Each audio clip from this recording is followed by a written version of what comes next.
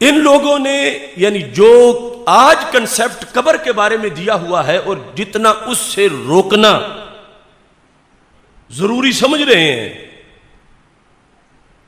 اور دیواریں کھڑی کر دی ہیں، جنگلے لگا دیے ہیں، پہرے دار کھڑے کر دیے ہیں کہ کوئی قبر کے قریب نہ جائے، یعنی جو سنت طریقہ ہے، ظاہر ہے کہ ہم خود کہتے ہیں قبروں کا طواف ناجائز ہے، قبروں کو سجدہ تعظیمی حرام ہے، قبروں کو سجدہ عبادت کرنا کفر ہے، مگر قبروں کے پاس برکت کے لیے بیٹھنا یہ ہمارے نبی علیہ السلام کا دیا ہوا دین ہے، ایصال ثواب برحق ہے، وہاں بیٹھ کے قرآن پڑھنا صحابہ کی سنت ہے، اور ہر قبر کا ادب احترام یہ شریعت مصطفیٰ صلی اللہ علیہ وسلم ہے، جو کہ سند صحیح سے مستدرک للحاکم میں موجود ہے۔ جب ایک شخص نے ٹیک لگائی ہوئی تھی قبر کے ساتھ تو سرکار نے فرمایا لا تؤذی صاحب القبر، قبر والے کو تکلیف نہ دو۔ تو جس قبر والے کو ٹیک لگانے سے تکلیف ہوتی ہو اس قبر پر بلڈوزر چڑھانے سے تکلیف نہیں ہوگی۔ جب آل سعود نے بلڈوزروں سے انہدام کیا تھا اس قبرستان کا، کیا جواز تھا ان کے پاس؟ جہاں سرکار کے جگر کا حصہ سرکار کی 4 شہزادیاں رونق افروز ہوں، سرکار کے شہزادے ہوں، کیا دلیل تھی ان کے پاس؟ اس پامالی کی اور اس بے ادبی کی۔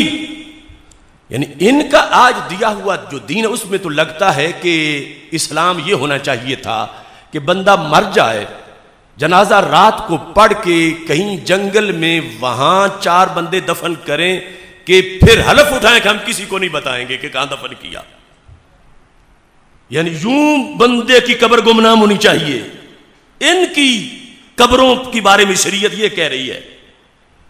باقی حرام چیزیں بھی جائز ہو گئی، نائٹ کلب اور میوزک فیئر اور کیا کیا قباحتیں اور کیا کیا جرم اور کیا کیا گن پھیلا دیے گئے حجاز مقدس میں، اور وہاں کے مفتی گونگے بن کے بیٹھے ہوئے ہیں اور شریعت کی دھجیاں اڑائی جا رہی ہیں، لیکن قبروں کے مسئلے پر وہ یوں ڈٹے ہوئے ہیں کہ نہیں نہیں نہیں نہیں، یہ کہاں کا دین ہے؟ شراب کی اجازتیں دینے والوں اور اپنے قومی دن پر شراب کے ساتھ جشن منانے والوں، تم نے گھڑی ہوئی شریعت قبروں کے لیے رکھی ہوئی ہے۔ قاسم نانوتوی سے پوچھتے ہیں، کیونکہ آج کل دیوبند والوں کی باسی کڑی میں ابال آیا ہوا ہے، یزیدی کہنے پر انہیں بڑی مرچیں لگی ہیں۔ تو سنو، یہ ان کے ایک محدث مفتی رشید احمد کی کتاب ارشاد القاری الی صحیح البخاری صفحہ نمبر 302، یہ جو میں عبارت پڑھوں گا میں انہیں وہ نہیں مانتا جو لکھا ہوا ہے۔ مثلا لکھا ہوا حضرت مولانا نانوتوی، وہ قاسم نانوتوی دارالعلوم دیوبند کا جو بانی ہے، کہ خادم نے ایک دفعہ سوال کیا کہ لوگ بزرگوں کی قبر کے پاس دفن ہونا کیوں پسند کرتے ہیں؟ بزرگوں کی، زور سے بولو نا، ڈرتے تو وہ ہیں قبر سے، بزرگوں کی دفن ہونا۔ اب یہ ڈبل کام ہے، ایک تو یہ نا ہم زندہ داتا صاحب پہ جائیں تو کم از کم ہم تو ظاہری حیات میں ہیں، ادھر سے کوئی فیض ملے ہم لے لیں، اور جب لینے والا بھی مرا ہوا ہو، یہ تو ڈبل بات ہے۔ تو پوچھا کہ بزرگوں کی قبر کے پاس دفن ہونا کیوں پسند کرتے ہیں؟ اس پر مولانا خاموش رہے۔ ایک روز خادم پنکھا جل رہا تھا، یہ پنجابی میں پنکھا جلنا، یہ جو کھجور کے پتوں کا پنکھا اس طرح ہوا سے دی جاتی ہے، خادم پنکھا جل رہا تھا۔ فرمایا کہ پنکھا کس کے لیے جل رہے ہو؟